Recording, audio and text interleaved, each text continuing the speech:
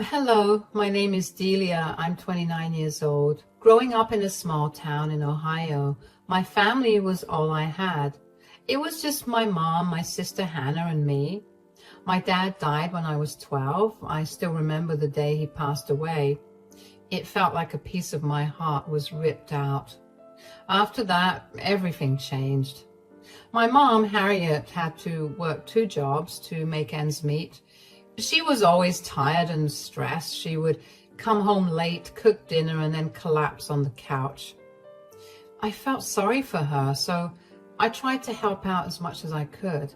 I did the dishes, cleaned the house, and helped Hannah with her homework. But no matter how much I did, it was never enough for Mom. Mom relied on me a lot. She would always say I was the strong one and that she needed me to take care of things. It felt good to be trusted, but it also felt like a heavy weight on my shoulders. I didn't have time to play with friends or just be a kid. Hannah, my younger sister, was different. She was 4 years younger than me and the favorite child. Mom would do anything for her. Hannah got new clothes, toys, and all the attention. I was jealous, but I tried to push those feelings away. I told myself that Mom needed to give Hannah more love because she was younger and needed more help. But deep down, it hurt. Hannah didn't make things easier. She always got what she wanted, and she knew it. She would throw tantrums if things didn't go her way, and Mom would give in every time. I felt invisible, like I didn't matter. And when I got good grades, Mom would just nod and say, "Good job."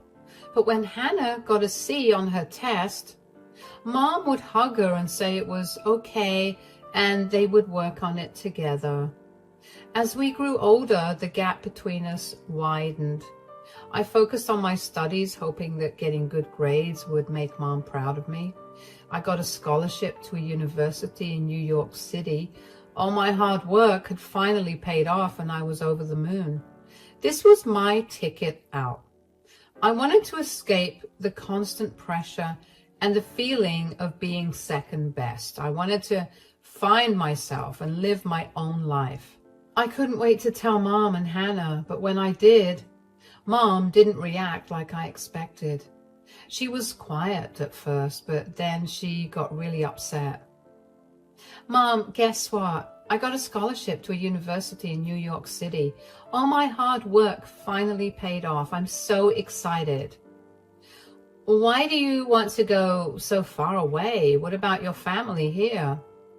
"Mom, this is a great opportunity for me. I've always dreamed of going to college in New York. It's one of the best schools, and I worked so hard to get this scholarship." "You're just going to leave us after everything we've been through? What about Hannah? What about me? We need you here." "I'm not trying to abandon you. I just want to go to school and get a good education. It's not like I'm leaving forever. I'll come back and visit." "Visit? That's not enough. We need you here every day. You know how hard things are. I can't believe you would even think about leaving us." "I can still help from New York. I'll send money and I'll call every day, but I need to do this for myself. I want to build a future and make something of myself. We sacrificed so much for you. I worked 2 jobs to put food on the table and keep a roof over our heads, and now you just want to leave us behind." "I know, Mom. I'm grateful for everything you've done. But this scholarship is a chance for me to achieve my dreams. I can't just let it go." "Dreams? What about our reality here? Your sister needs you. I need you. You can't just run off to New York and pretend like everything is fine here." "I'm not running away, Mom. I'm trying to make a better life for all of us. If I get a good job after college, I can help more, but I need to take this step." "I don't understand you. You're being selfish. You only care about yourself. What about Hannah? She looks up to you. What kind of example are you setting?" "I'm setting an example that it's okay to follow your dreams even if it's hard. I want Hannah to know that she can do anything she sets her mind to. I love you both, but I can't stay here forever.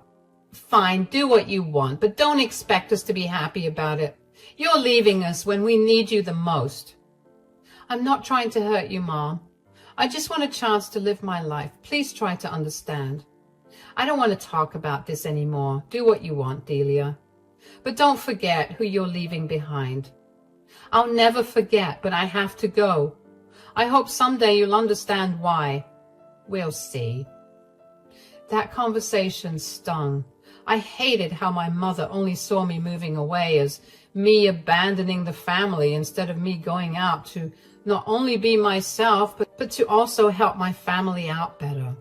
I mean, my mom herself has a degree, so I couldn't wrap my head around why she was not happy for me to move out and go to college. Did she want me to follow in her footsteps and struggle? After talking to a lot of my friends, a few of my teachers, and even my school's guidance counselor, I decided to not think about how my mother felt and just move to New York. When it came time to move, neither my mother nor Hannah bid me goodbye. They stayed locked up in their rooms. I was hurting so bad, but I still let it go. Moving to New York felt like a dream come true and a big adventure. I had always lived in our small town in Ohio where everyone knew everyone. In New York, everything was different. The city was huge and bustling with people from all over the world. I missed home, but I also felt free in a way I had never felt before. I didn't have to take care of anyone but myself. I could explore new places, meet new people, and study what I loved without feeling like I was letting anyone down. I got a job as a financial analyst and worked hard to build a life for myself. But as excited as I was, it was also hard. Mom and Hannah barely talked to me after I moved. It hurt to realize that they didn't seem to care about my new life or the things I was doing. I missed them, but I also felt like they resented me for leaving. Mom's anger didn't fade quickly. She would bring it up whenever we talked on the phone. She'd say things like, "You think you're too good for us now that you're in that big city," or "You're abandoning your family." It made me feel guilty, like I was doing something wrong by wanting to chase my own dreams. Our phone calls were tense. Mom would say my sister needed me or that I should be there helping them. It was always about them, never about me. Hannah would sometimes call too. She would beg for money or whine about how hard her life was. I felt torn between my love for them and my need for independence. I tried to set boundaries, but it was hard. Every time I said no, the guilt would eat at me. I wondered if I was being selfish, but I also knew that I couldn't live my life for them. I had dreams and goals, and I deserved to pursue them. Despite all of this, being in New York was a turning point for me. I learned to stand on my own 2 feet. I got a job and started making friends who supported me. I realized that it was okay to want something different for myself, even if it meant Mom and Hannah weren't happy about it. In New York, I slowly started to heal. I made friends who supported me and understood my struggles. I found a therapist who helped me work through my feelings. I began to see that I was not responsible for my mom and sister's happiness. I could love them without losing myself. Of course, Mom and Hannah were not happy with me not prioritizing them, but that was not true. I did do my duties to them as a family, but I stopped catering to their every need. I worked 2 part-time jobs while I studied. I kept one of the pays for myself and the other I sent back home. I have no idea how I managed to do that, but what I do remember is having to deal with Mom's and Hannah's whining when I was dead exhausted. After I graduated from university, I managed to land a pretty good job. Nothing too glamorous, but enough to sustain myself, send a little money back home, and have enough in my savings. However, things between Mom, Hannah, and me only got worse. They couldn't understand why I wanted to stay in the city.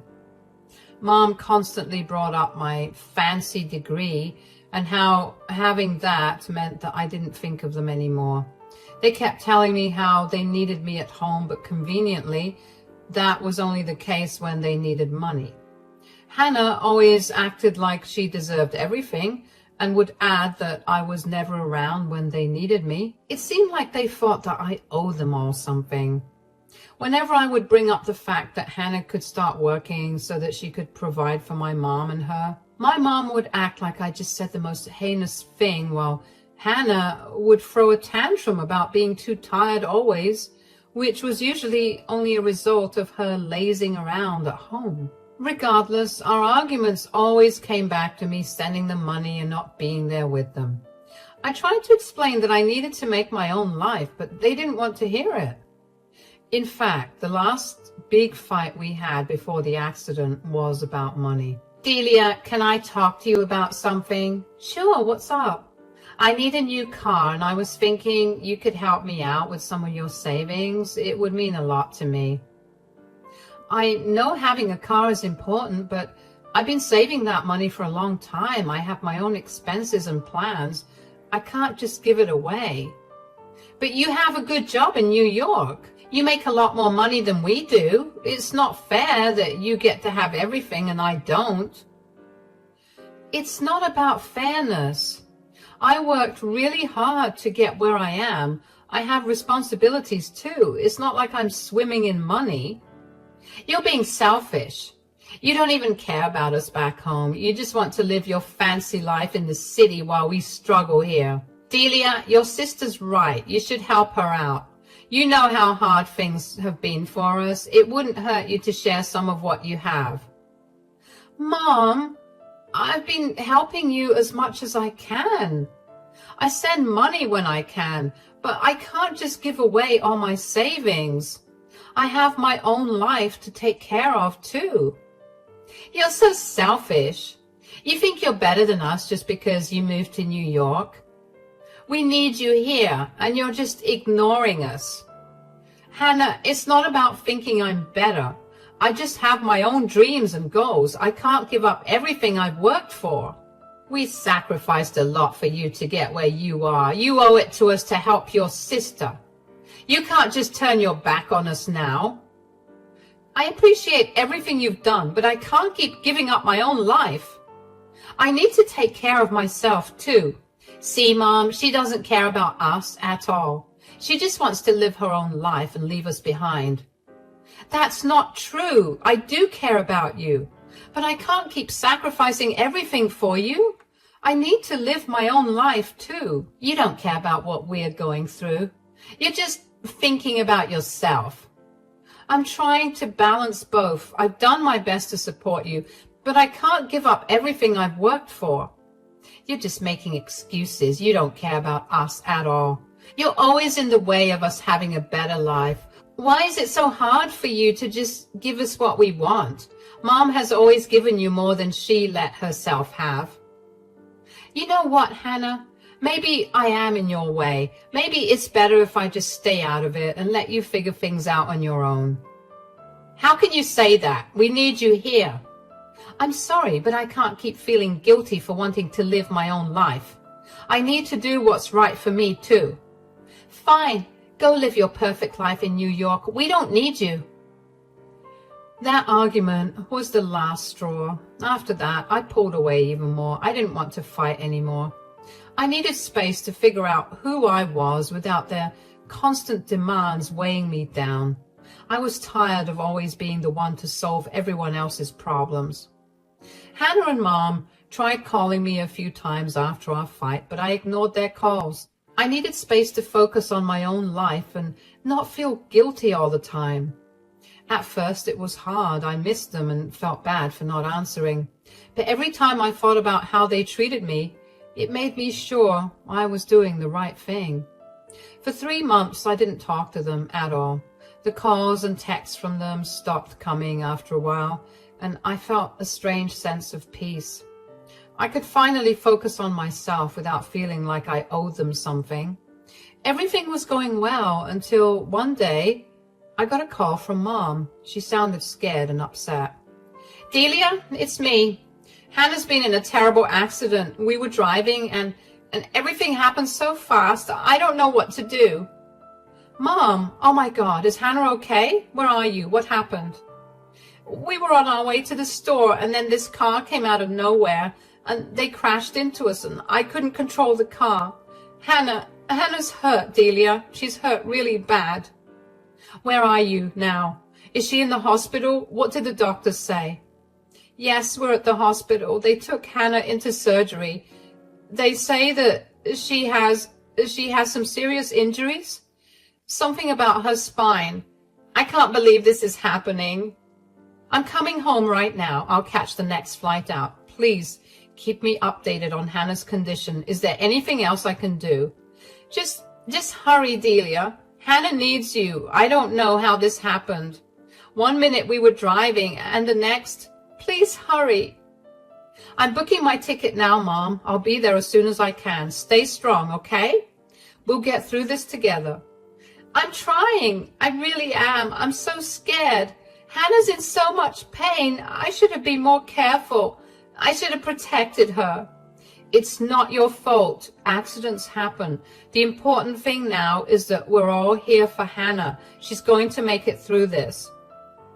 I should have been the one hurt, not her. She's so young. She didn't deserve this. None of us deserve this, but we have to stay strong for Hannah.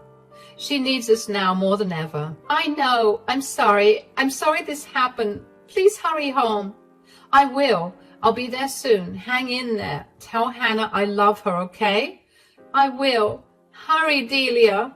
I rushed to pack my things and just prayed that Hannah would pull through.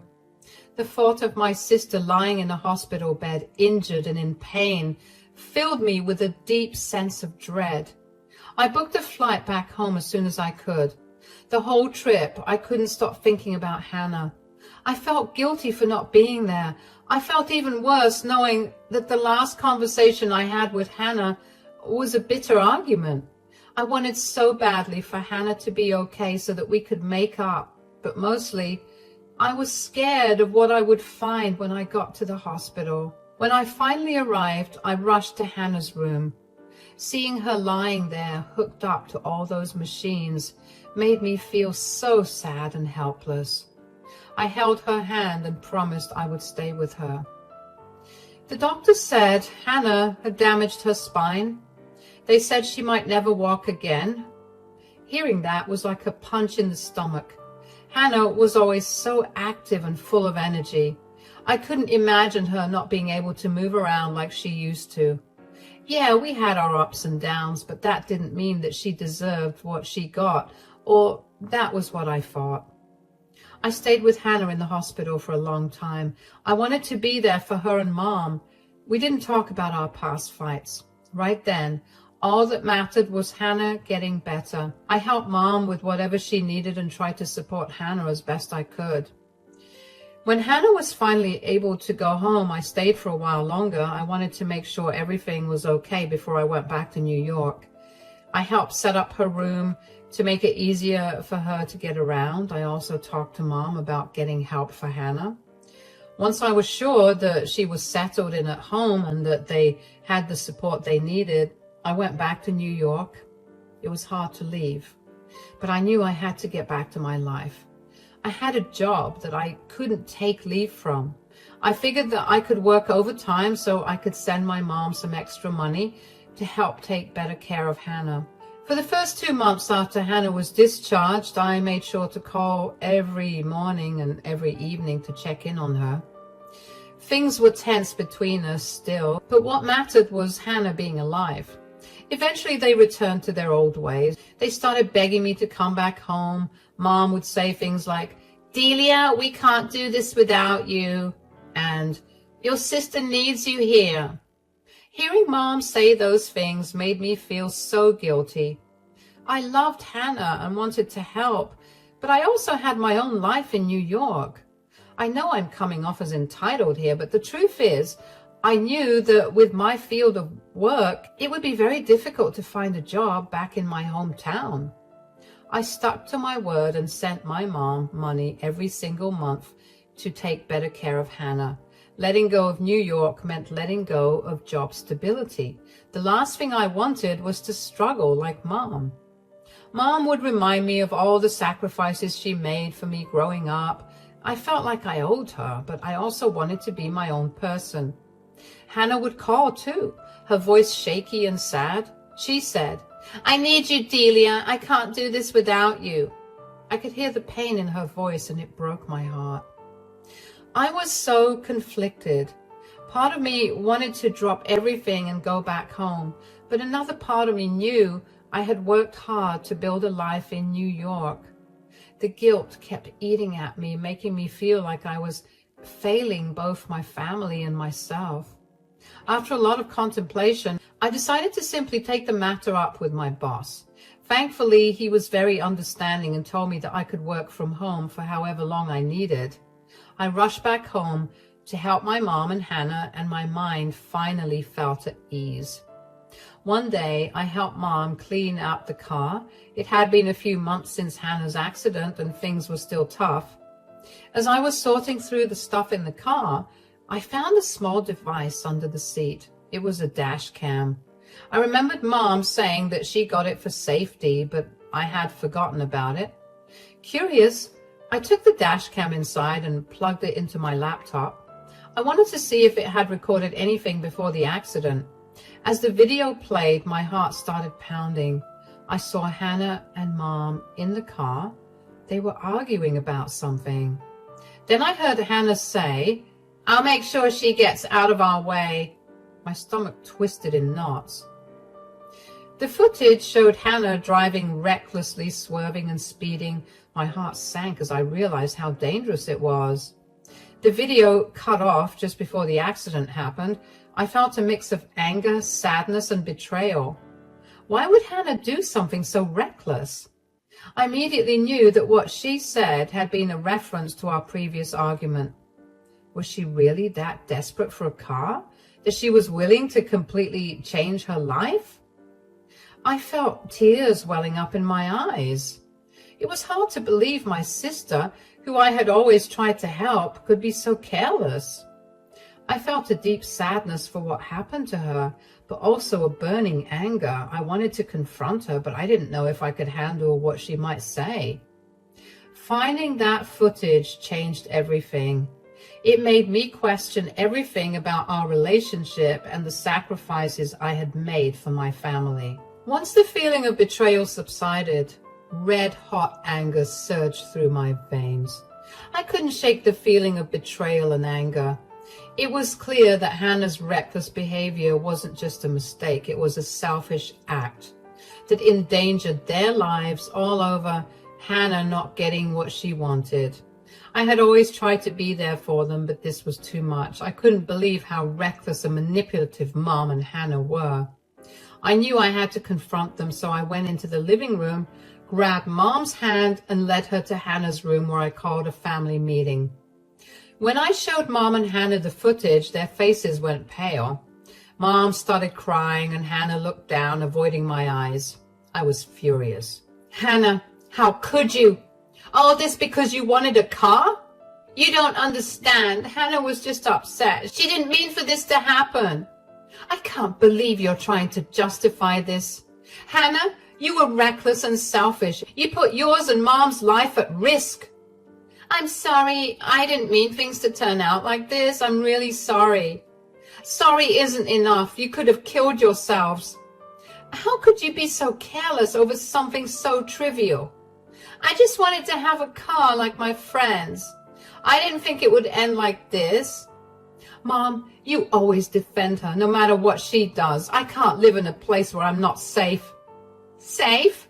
What on earth are you going on about?"